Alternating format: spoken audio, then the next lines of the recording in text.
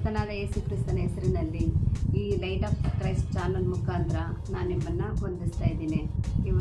ಈ ದಿನ ದೇವರು ನನ್ನ ಜೊತೆ ಮಾತಾಡಿದ ವಾಕ್ಯಗಳನ್ನ ನಿಮ್ಮ ಹತ್ರ ನಾನು ಹಂಚ್ಕೊತಾ ಇದ್ದೀನಿ. ಈ ದಿನ ನನಗೆ ಯಾವುದ್ರ ಬಗ್ಗೆ ನನಗೆ ದೇವರು ಹೇಳಿದ್ದಾರೆ ಅಂದರೆ, ದೇವರ ಮೇಲೆ ನಂಬಿಕೆ ಇಡುವುದು ಹೇಗೆ. ಆಮೇಲೆ ಹಲ್ಲೆಲೂಯಾ. ಯಾವ ರೀತಿ ಯೇಸು ಸ್ವಾಮಿ ಮೇಲೆ ನಂಬಿಕೆ ಇಡಬೇಕು ಅನ್ನೋದ್ರ ಬಗ್ಗೆ ದೇವ್ರು ನನ್ನ ಜೊತೆ ಮಾತಾಡ್ತಾ ಇದ್ದಾರೆ. ಎಂತೆಂಥ ಸಮಯದಲ್ಲಿ ನಾವು ದೇವ್ರ ಮೇಲೆ ನಂಬಿಕೆ ಇಡಬೇಕು, ಮತ್ತು ಯಾವ್ಯಾವ ಸಮಯದಲ್ಲಿ ನಾವು ನಂಬಿಕೆ ಇಲ್ದಂಗೆ ನಾವು ಮಾಡ್ತೀವಿ, ನಂಬಿಕೆ ಇಲ್ದಂಗೆ ಒಂದು ಪರಿಸ್ಥಿತಿ ಆಗೋಗ್ಬಿಡುತ್ತೆ ಅಂತ. ಅದಕ್ಕೆ ನಮ್ಮ ಜೀವನದಲ್ಲಿ ಸಂಕಷ್ಟ, ನೋವು, ಗೊಂದಲ ಮತ್ತು ಅಂಥ ಸಮಯದಲ್ಲೆಲ್ಲ ನಾವೇನು ಮಾಡ್ತೀವಿ, ದೇವ್ರ ಮೇಲೆ ನಂಬಿಕೆನೇ ಇಟ್ಕೊಳೋದಿಲ್ಲ, ನಂಬಿಕೆ ನಾವು ಕಳ್ಕೊಂಡ್ಬಿಡ್ತಾ ಇದ್ದೀವಿ. ಅದಕ್ಕೆ ಸ್ವಲ್ಪ ಹೇಳ್ತಾರೆ, ಒಂದು ಕಷ್ಟದ ಸಮಯದಲ್ಲಿ ಯಾವಾಗಲೂ ಪ್ರಾರ್ಥನೆ ಮಾಡಿ. ಇಬ್ರಿಯರಲ್ಲಿ 13:5 ವಾಕ್ಯ ಹೇಳುತ್ತೆ, ಏನಂತ ಅಂದರೆ, ನಾನು ನಿಮ್ಮನ್ನು ಕೈ ಬಿಡೋದಿಲ್ಲ, ತೊರೆಯುವುದಿಲ್ಲ ಅಂತ ಹೇಳ್ತಾರೆ. ಆಮೇಲೆ ಹಲ್ಲೆಲೂಯಾ. ಯಾವುದು ದೇವ್ರ ಮಕ್ಕಳೇ, ಯೇಸು ಸ್ವಾಮಿ ಹೇಳ್ತಾಯಿದ್ದಾರೆ, ಯೇಸು ಸ್ವಾಮಿ ನಮ್ಗೆ ಪ್ರಾಮಿಸ್ ಮಾಡ್ತಾಯಿದ್ದಾರೆ, ನೀವು ಕಷ್ಟದ ಸಮಯದಲ್ಲಿ ನನಗೆ ಹೋಗ್ರಿ, ನಾನು ಓಡಿ ಬರ್ತೀನಿ ಅಂತ ಹೇಳ್ತಾ ಇದ್ದಾರೆ. ಕಷ್ಟದಲ್ಲಿ ನಾನು ಮೊರೆ ಹಿಡೀರಿ, ನಾನು ನಿಮ್ಮ ಕಷ್ಟದಿಂದ ಬಿಡಿಸ್ತೀನಿ ಅಂತ ಹೇಳ್ತಾ ಇದ್ದಾರೆ. ಇಂಥ ಸಂದರ್ಭಗಳಲ್ಲೆಲ್ಲ ದೇವರು ನಮ್ಗೆ ಆಶ್ವಾಸನೆ ಕೊಡ್ತಾ ಇದ್ದಾರೆ. ಯಾವ ರೀತಿ ಆಶ್ವಾಸನೆ ಕೊಡ್ತಾ ಇದ್ದಾರೆ? ನಿಮ್ಮನ್ನ ಕೈ ಬಿಡೋದಿಲ್ಲ, ನಾನು ನಿಮ್ಮನ್ನು ತೊರೆಯೋದಿಲ್ಲ, ನೀವು ಬನ್ನಿರಿ, ನನ್ನ ಬಳಿಗೆ ಬನ್ನಿರಿ, ಎಲ್ಲೇ ಕಷ್ಟಪಡೋರೆ ಭಾರ ಹೊತ್ತುವರೆ ನೀವೆಲ್ಲ ನನ್ನ ಬಳಿಗೆ ಬನ್ನಿರಿ ಅಂತ ಹೇಳ್ತಾರೆ. ಅಂಥ ವಚನಗಳು ದೇವರು ಕೊಟ್ಟಿದ್ದಾರೆ. ಅಂಥ ಪ್ರಾಮಿಸ್ ನಮಗೆ ಯೇಸು ಸ್ವಾಮಿ ಕೊಟ್ಟಿದ್ದಾರೆ. ಅಂಥ ಪ್ರಾಮಿಸ್ಗಳನ್ನ ನಾವು ಇಟ್ಕೊಂಡು ನಾವು ಪ್ರಾರ್ಥನೆ ಮಾಡುವಾಗ ನಮ್ಮ ದೇವರು ನಮ್ಮ ಕೈ ಬಿಡೋದಿಲ್ಲ, ತೊರೆಯುವುದಿಲ್ಲ. ಅದೇ ಸಂಕಷ್ಟದಲ್ಲಿ ನಂಬಿಕೆ, ನಾವು ಸಂಕಷ್ಟದಲ್ಲಿ ಇಂಥ ಒಂದು ಇದ್ದಾಗ ನಾವು ನಂಬಿಕೆ ಇಡಬೇಕು. ಯಾವ ರೀತಿ ನಂಬಿಕೆ ಇಡಬೇಕು? ಸಾಸಿವೆ ಕಾಳಷ್ಟು ನಾವು ಪರ್ಫೆಕ್ಟಾಗಿ ನಂಬಿಕೆ ಇಡಬೇಕು. ಹೆಂಗೆ ಸಾಸಿವೆ ಕಾಳು ಚಿಕ್ಕದಾಗಿದ್ರೂ, ಗಾತ್ರದಲ್ಲಿ ಚಿಕ್ಕದಾಗಿದ್ರೂ ಅದು ಬೆಳೆದಾಗ ದೊಡ್ಡ ಹೆಮ್ಮರವಾಗಿ ಬೆಳೀತದೆ ಅಂತಾರೆ. ಅದೇ ರೀತಿಯೇ ಒಂದು ಸರ್ಕಲ್ ಯಾವ ರೀತಿ ಒಂದು ವಕ್ರ ಇಲ್ದಂಗೆ ಇರುತ್ತೋ ಅದೇ ಥರನೇ ನಮ್ಮಲ್ಲಿ ನಂಬಿಕೆಯಲ್ಲಿ ಇರಬೇಕು. ಆ ನಂಬಿಕೆ ಯಾವ ರೀತಿ ಅಂದರೆ, ನಾವು ಆ ಕಡೆ ಒಂದು ಕಾಲು ಈ ಕಡೆ ಒಂದು ಕಾಲು ಆ ರೀತಿ ಮಾಡಬಾರ್ದು, ಅರ್ಧ ನಂಬಿಕೆ ಇಟ್ಕೋಬಾರ್ದು. ಸರ್ಕಲ್ ಯಾವ ರೀತಿ ಕರೆಕ್ಟಾಗಿ ಇರುತ್ತೋ ಅದೇ ರೀತಿ ನಾವು ನಂಬಿಕೆ ಇಡಬೇಕಂತ ಹೇಳ್ತಾ ಇದ್ದೆ. ಆ ರೀತಿ ಅದಕ್ಕೆ ದೇವರ ಸಂಕಷ್ಟದಲ್ಲಿ ಬಂದಾಗ ದೇವರನ್ನ ಪ್ರಶ್ನೆ ಮಾಡಬಾರ್ದಂತೆ. ಆಮೇಲೆ ಹಲ್ಲೆಲೂಯಾ. ಹೌದು, ನಾವು ತುಂಬ ಪ್ರಶ್ನೆ ಮಾಡ್ತೀವಿ, ಏನಪ್ಪ ಎಷ್ಟು ಪ್ರಾರ್ಥನೆ ಮಾಡಿದ್ರು ನಮಗೆ ಈ ಪ್ರಾರ್ಥನೆ ಅನ್ಸೋದು ಥರ ಬರ್ತಾ ಇಲ್ವೇ, ಏನು ಮಾಡೋದು ಅಂತ ಹೇಳ್ಬಿಟ್ಟು, ದೇವರೇ ನಿಮಗೇನು ಕರುಣೆ ಇಲ್ವಾ, ನಾವು ಇಷ್ಟು ಕಷ್ಟ ಅನುಭವಿಸ್ತಾ ಇದ್ದೀವಿ, ಇಷ್ಟು ಬಾಧೆಯಲ್ಲಿ ಇದ್ದೀವಲ್ಲ ಅಂತ ನಾವು ಎಷ್ಟೆಷ್ಟೋ ಕ್ವಶನ್ ಮಾಡಿ ಕೇಳ್ತೀವಿ ದೇವ್ರನ್ನ. ಅದಕ್ಕೆ ದೇವ್ರು ಹೇಳ್ತಾರೆ, ಯಾವತ್ತೂ ನನ್ನ ಪ್ರಶ್ನೆ ಮಾಡಬೇಡಿ, ನಾವು ಕೂತ್ಕೊಂಡು ಪ್ರಾರ್ಥನೆ ಮಾಡಿ, ನೀವು ಕೂತ್ಕೊಂಡು ಪ್ರಾರ್ಥನೆ ಮಾಡುವಾಗ ಅದೇ ನಿಮ್ಮ ಸಕ್ಸಸ್ ನಾನು ಮಾಡ್ಕೊಡ್ತೀನಿ ಅಂತ ಹೇಳ್ತಾರೆ. ನಾವು ಯಾವಾಗಲೂ ಯೋಬನ ಕತೆ ನಾನು ನೆನಪು ಮಾಡ್ಕೊಳ್ಬೇಕು ದೇವ್ರ ಮಕ್ಕಳೇ. ಹೌದು, ಯೋಬನು ಎಷ್ಟು ಕಷ್ಟಪಟ್ರಲ್ವಾ. ಯೋಬ 1-2 ಕಷ್ಟಪಟ್ಟಿದ್ದು, ತನ್ನೆಲ್ಲಿರೋದನ್ನೆಲ್ಲ ಕಳ್ಕೊಂಡ್ಬಿಟ್ರು.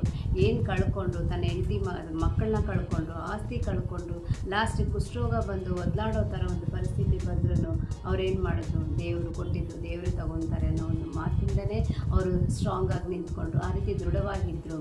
ಅದೇ ರೀತಿ ದೇವ್ರ ಮಕ್ಕಳೇ, ನಾವು ಯಾವಾಗಲೂ ಸ್ಟ್ರಾಂಗಾಗಿ ನಿಂತ್ಕೊಳ್ಬೇಕು. ದೇವ್ರ ಹತ್ರ ನಾವು ಬಲ ಹೊಂದ್ಕೊಳ್ಬೇಕು. ದೇವರೇ, ನೀವು ಈ ಕಷ್ಟದಲ್ಲಿದ್ದಾಗ ನಮ್ಗೆ ಸಹಾಯ ಮಾಡೋದು. ಯಾವ ರೀತಿ ಯೋಬನಲ್ಲಿ ದೇವರು ಯೋಬ ಯಾವ ರೀತಿ ದೇವರಲ್ಲಿ ನಂಬಿಕೆ ಇಟ್ಕೊಂಡಿದ್ದೋ ಅದೇ ರೀತಿ ನಾವು ನಂಬಿಕೆಯಲ್ಲಿ ದೃಢವಾಗಿ ನಿಂತ್ಕೊಳ್ಳುವಾಗ ದೇವರು ನಮ್ಮನ್ನ ಕೈ ಬಿಡೋದಿಲ್ಲ.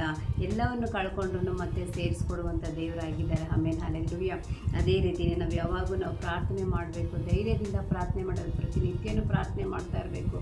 ಆ ಪ್ರಾರ್ಥನೆಯಲ್ಲಿ ನಮ್ಮನ್ನು ನಾವು ಏನಂತ ಹೇಳಿ, ದೇವರೇ ಈ ಒಂದು ಕಷ್ಟದಲ್ಲಿ ಇದ್ದೀನಿ, ನನಗೆ ಸಹಾಯ ಮಾಡಿ ಅಂತ ನಂಬಿಕೆಯಿಂದ ವಿಶ್ವಾಸದಿಂದ ಹೇಳ್ತಾ ಇರಬೇಕಂತೆ. ಯಾವ ರೀತಿ 12 ವರ್ಷದಿಂದ ರಕ್ತ ಕುಸುಮದಿಂದ ನರಳಾಡ್ತಾ ಇರುವ ಮಗಳು ನಂಬಿಕೆಯಿಂದ ಬಂದು ಏಸಪ್ಪನ ಬಟ್ಟೆ ಮುಟ್ಟಿದ್ರೆ ಸಾಕಲ್ವಾ. ಹಲ್ಲೆಲೂಯಾ. ಏಸಪ್ಪನ ಬಟ್ಟೆ ಮುಟ್ಟಿದ್ರೆ ಸಾಕು, ನನಗೆ ರೋಗ ವಾಸಿ ಆಗುತ್ತೆ ಅಂತ ನಂಬಿಕೆಯಿಂದ ಬಂದು ಎಲ್ಲ ಕಡೆ ಕಷ್ಟ, ಎಲ್ಲ ಬರೋ ದುಡ್ಡೆಲ್ಲ ಖರ್ಚು ಮಾಡೋದು, ಹಾಸ್ಪಿಟ್ಲ್ಗಳು ಎಲ್ಲ ಕಡೆ ಮಾಡಿಬಿಟ್ಲು. ಲಾಸ್ಟಿಗೆ ಯೇಸು ಸ್ವಾಮಿ ಪಾದ ಹಿಡ್ಕೊಂಡು, ಯೇಸು ಸ್ವಾಮಿ ಇವ್ರು ಹೇಳಿದ ಮಾತನ್ನ ಕೇಳಿಸ್ಕೊಂಡು, ನನಗೆ ಯೇಸು ಸ್ವಾಮಿ ನನಗೆ ಬಿಡುಗಡೆ ಕೊಡ್ತಾರಂತೇಳಿ ಅವ್ರಿಗೆ ಬಂದು ಅವ್ರ ಬಟ್ಟೆ ಮುಟ್ತಾಳೆ. ಬಟ್ಟೆ ಮುಟ್ಟಿದ ತಕ್ಷಣ ಏನಾಗುತ್ತೆ? ದೇವರಲ್ಲಿರುವಂಥ ಶಕ್ತಿ ಅವ್ರು ಬಂದಾಗಿದ್ದ ತಕ್ಷಣವೇ ಮಗಳಿಗೆ ರಕ್ತ ಕುಸುಮದಿಂದ ಅದು ವಾಸಿ ಆಗುತ್ತೆ. ಅದೇ ರೀತಿ ನಾವು ನಂಬಿಕೆ ಇಡಬೇಕು ಮಕ್ಕಳೇ. ನಾವು ನಂಬಿಕೆ ಇಟ್ಟಾಗ ನಾವೆಲ್ಲವನ್ನು ಜಯಿಸುವಂಥದ್ದಾಗ್ತಾ ಇದೆ. ಅದಕ್ಕೆ ನಾವು ಪ್ರಾರ್ಥನೆಯಲ್ಲೂ ಸಹ ನಂಬಿಕೆಯಿಂದಲೇ ಪ್ರಾರ್ಥನೆ ಮಾಡಬೇಕು.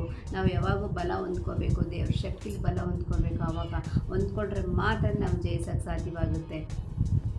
ಒಂದು ಎಕ್ಸಾಂಪಲ್ ಏನು ಹೇಳ್ತೀನಿ ಅಂದರೆ, ಒಂದು ಊರಲ್ಲಿ ಒಬ್ಬರು ರೈತರಿದ್ದರು. ಆ ರೈತರು ಏನು ಮಾಡಿದ್ರು, ಮಳೆ ಬರುವಂಥ ಸಮಯದಲ್ಲಿ ಎಲ್ಲರೂ ಮಳೆ ಇನ್ನೂ ಸ್ವಲ್ಪ ದಿವಸ ಆಗೋದನ್ನಾಗೆ ಅವಾಗ ಬೆಳೆಗಳು ಹಾಕ್ತಾರೆ.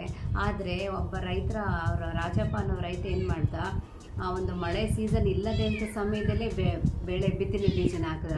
ಬಿತ್ತನೆ ಬೀಜ ಹಾಕಿದಾಗ ಎಲ್ಲರೂ ನಗ್ತಾಯಿದ್ರು, ಏನಪ್ಪ ಇವರು ಈ ಮಳೆ ಇಲ್ಲ ಮಳೆ ಇಲ್ಲ, ಏನಿಲ್ಲ, ಇಂಥ ಸಮಯದಲ್ಲಿ ಹೋಗಿ ಬಿತ್ತನೆ ಬೀಜ ಹಾಕಿ ಯಾವೊಂದು ವ್ಯವಸಾಯ ಬರುತ್ತೆ, ಯಾವೊಂದು ಬೆಳೆ ಬರುತ್ತೆ ಅಂತ ಹೇಳ್ಬಿಟ್ಟು. ಆದರೆ ಆ ಒಂದು ಸಮಯದಲ್ಲಿ ಮಳೆ ಬರದೇ ಇರುವಂಥ ಒಂದು ಸಮಯದಲ್ಲಿ ಸಹ ಅವರು ನಂಬಿಕೆ ಇದೆ, ಇಲ್ಲ ನನ್ನ ದೇವ್ರು ನನಗೆ ಸಹಾಯ ಮಾಡ್ತಾರೆ ಅಂತ ಹೇಳ್ಬಿಟ್ಟು ಆ ಬೀಜ ಹಾಕಿದ ತಕ್ಷಣವೇ ಒಂದು 6 ತಿಂಗಳಿಗೆ ಬರುವಂಥದ್ದು 3 ತಿಂಗಳಿಗೆ ಬರುವಂಥ ಬೀಜಗಳನ್ನ ಎಲ್ಲಿ ಮಾಡಿದ್ರು. ಆ ಸಮಯದಲ್ಲಿ ಇವ್ರು ಕೂತ್ಕೊಂಡು ಪ್ರಾರ್ಥನೆ ಮಾಡು, ದೇವರೇ ನಿನ್ನ ಮೇಲೆ ನಾನು ನಂಬಿಕೆ ಇಟ್ಟು ನಿನ್ನ ಮೇಲೆ ನಾನು ಭಾರ ಹಾಕಿ ಈ ಬಿತ್ತನೆ ಬೀಜಗಳನ್ನ ಹಾಕ್ಬಿಟ್ಟಿದ್ದೀನಿ, ನೀವೇನು ಮಾಡ್ತೀರೋ ಮಾಡಿ ದೇವ್ರೆ ಅಂತೇಳಿ ಪ್ರಾರ್ಥನೆ ಮಾಡಿದಾಗ ಮಳೆ ಬರೋವಂಥ ಸೀಸನೇ ಇರಲಿಲ್ಲ. ಆದರೆ ಆ ಸಮಯದಲ್ಲಿ ಮಳೆ ಬಂದು ಇವರು ಬೆಳೆ ಏನು ಅಷ್ಟು ರೀತಿಯಲ್ಲಿ ಫಲವತ್ತವಾಗಿ ಬರುತ್ತೆ. ದೇವ್ರ ಮಕ್ಕಳೇ ಅದನ್ನೇ ಹೇಳೋದು, ನಾವು ನಂಬಿಕೆಯಿಂದ ಪ್ರಾರ್ಥನೆ ಮಾಡಿದಾಗ ಎಲ್ಲವನ್ನು ಜಯಿಸುವಂಥದ್ದಾಗಿದ್ದಾರೆ. ಆಮೇಲೆ ಹಲ್ಲೆಲೂಯಾ. ನೀವು ಅಷ್ಟೇ ನಂಬಿಕೆ ಇಟ್ಕೊಡಿ, ಯಾವುದೇ ಕಾರಣಕ್ಕೆ ಸೋತು ಹೋಗಬೇಡಿ. ನೀವು ನಂಬಿಕೆ ಇದ್ದರೆ ನೀವು ಏನು ಬೇಕಾದ್ರೂ ಜಯಿಸುವಂಥದ್ದಾಗಿದೆ. ಪ್ರಾರ್ಥನೆ ಮಾಡೋಣ, ಕಣ್ಮುಚ್ಚಿ ಪ್ರಾರ್ಥನೆ ಮಾಡೋಣ. ಎಲ್ಲರೂ ಒಂದು ನಂಬಿಕೆ ವಿಶ್ವಾಸದಿಂದ ನೀವು ಪ್ರಾರ್ಥನೆ ಮಾಡಿ, ನನ್ನ ಜೊತೆ ನೀವು ಸೇರಿ ಪ್ರಾರ್ಥನೆ ಮಾಡಿ ಅಂತ ನಾನು ಪ್ರಾರ್ಥಿಸ್ತೇನೆ. ದೇವರೇ ಸ್ತೋತ್ರಂ ರಾಜ, ಕರ್ತನೆ ಹೆಸರು ಹಾಲೆಲೂಯಾ ಹಾಲೆಲೂಯಪ್ಪ. ಈ ದಿನ ಸ್ವಾಮಿ ನೀವು ಹೇಳಿದಾಗೆ ನಂಬಿಕೆಯ ಬಗ್ಗೆ ನೀವು ಮಾತನಾಡಿದ್ದಕ್ಕಾಗಿ ಸ್ತೋತ್ರಪ್ಪ. Hallelujah hallelujah. ಸ್ತೋತ್ರಂ ರಾಜ, ಕರ್ತನೆ ಅಪ್ಪ. ಕರ್ತನೆ ಯಾರ್ಯಾರಲ್ಲಿ ನಂಬಿಕೆ ಕಮ್ಮಿ ಆಗಿದೆಯೋ ನೀವು ನಂಬಿಕೆ ಹೆಚ್ಚಿಸಿ ಕರ್ತನೆ. ಅವರ ಒಂದೊಂದು ಯಾವ ವಿಜ್ಞಾಪನೆಗಳನ್ನು ಕೇಳು ಏಸಪ್ಪ, ಅವ್ರ ಪ್ರಾರ್ಥನೆಗಳನ್ನು ಕೇಳಿ ಅವ್ರಿಗೆ ಏನು ಬೇಕೋ ಎಲ್ಲವನ್ನು ದಯಪಾಲಿಸ್ಕೊಡು ಅಂತ ನಾನು ಪ್ರಾರ್ಥಿಸ್ತಾ ಇದ್ದೀನಿ ಸ್ವಾಮಿ. ಕಷ್ಟದಲ್ಲಿದ್ದರೆ ಅವರಿಗೆ ಬಿಡುಗಡೆ ಕೊಡು ಸ್ವಾಮಿ. ಅಪ್ಪ ರೋಗದಲ್ಲಿದ್ದರೆ ಅವ್ರಿಗೆ ಬಿಡುಗಡೆ ಕೊಡು ಕರ್ತನೆ. ಏಸಪ್ಪ ನೀನು ಬಿಡುಗಡೆ ಕೊಡುವಂಥ ದೇವರಾಗಿದ್ದೀರ, ನಿನಗೆ ಅಸಾಧ್ಯವಾದದ್ದು ಯಾವುದಿಲ್ಲ ಸ್ವಾಮಿ, ಎಲ್ಲವೂ ಸಾಧ್ಯವಾಗುತ್ತೆ ಕರ್ತನೆ. ಅವರ ಒಂದು ಫೈನಾನ್ಷಿಯಲಿ ನೀವು ಆಶೀರ್ವಾದ ಮಾಡಿಕೊಡಿ ಏಸಪ್ಪ. ಅವರ ಆರೋಗ್ಯದಲ್ಲಿ ಒಂದು ಆಶೀರ್ವಾದ ಬರಲಿ ಕರ್ತನೆ. ಆ ಒಂದು ಫ್ಯಾಮಿಲಿಗಳಲ್ಲಿ ಆಶೀರ್ವಾದ ಬರಲಿ, ಅವ್ರ ಮಕ್ಕಳಲ್ಲಿ ಒಂದು ಒಳ್ಳೆ ಆಶೀರ್ವಾದ ಬರಲಿ ಅಂತ ನಾನು ಪ್ರಾರ್ಥಿಸ್ತಾ ಇದ್ದೀನಿ ಸ್ವಾಮಿ. ಅಪ್ಪ ನಮ್ಮ ಪ್ರಾರ್ಥನೆ ಕೇಳಿ ಸದುತ್ತರವನ್ನು ದಯಪಾಲಿಸುವಂಥ ದೇವರಾಗಿದ್ದೀರಾ ಅಪ್ಪ. ಈ ಚಾನಲ್ ಮುಖಾಂತರ ಯಾರ್ಯಾರು ಈ ಒಂದು ಸ್ವಾಮಿ ಕರ್ತನೆ ವಚನಗಳ ಈ ವಾಕ್ಯಗಳನ್ನು ಕೇಳ್ತಾ ಇದ್ದಾರೋ ಸ್ವಾಮಿ, ಅವ್ರಿಗೆ ನೀವು ನಂಬಿಕೆಯನ್ನು ಹೆಚ್ಚಿಸಿ ಅಂತ ನಾನು ಪ್ರಾರ್ಥಿಸ್ತಾ ಇದ್ದೀನಿ. ಯೇಸು ಕ್ರಿಸ್ತನ ಹೆಸರಲ್ಲಿ ಕರ್ತನೆ ಒಪ್ಪಿಸಿ ಪ್ರಾರ್ಥಿಸಿ ಬಿಡ್ತೇನೆ ಪರಲೋಕ ತಂದೆ. ಆಮೇನ್. God bless you.